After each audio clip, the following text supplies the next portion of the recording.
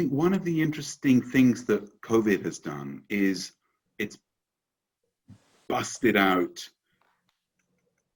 economic practice into something that's diverged from economic theory, but at the same time corresponded more with the reality of what the world has needed.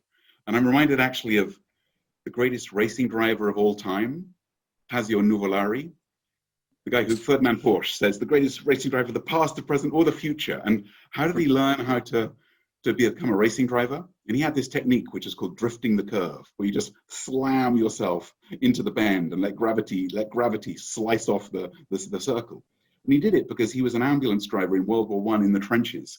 And he was taught, you got to dodge those shells and forget about safety, forget about applying your brakes. You just got to find a way to slide through the corners. And it was the emergency handbrake turn, the crisis lab, that formed his ingenuity. And I think in the crisis lab of COVID, economics was also, and in the crisis lab of COVID, economics has also figured out how to drift the curve.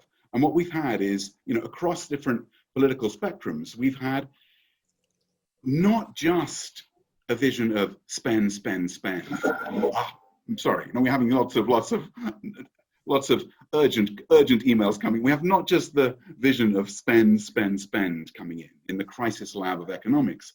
We've had a vision of directed spending, where you can manage to persuade the bond markets to sustain this level of sovereign debt precisely because it looks like there is an actual sustainable productivity boost that you're creating.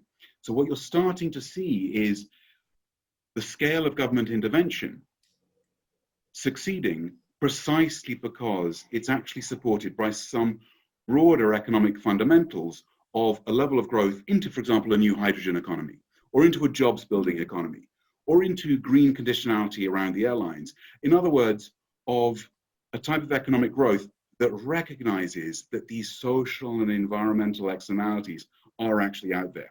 So this is one of the crazy and rather hope-giving surprises of COVID, that it's orienting economics back into productive investments, where governments are doing the jobs that governments, if you talk to some of the great theoreticians like Carlota Perez, that they're identifying what is the next direction of growth that fits the world around it, and anchoring industrial innovation supported by government intervention into those new categories of growth. Okay, no, that's well, I love the racing car analogy. Yeah, always good to get the racing cars in there. And of course, and a perfect example of this is the racing cars themselves, because you've got like the Chevy e-Camaro, which is now the racing car with the greatest torque in it, where you can really turn your tires into ashes as you burn through, and that's now becoming 3D printed, electric, crowdsourced. So exactly this notion of the third industrial revolutions actually being supplanted by a fourth, where technology is creating a new category of growth.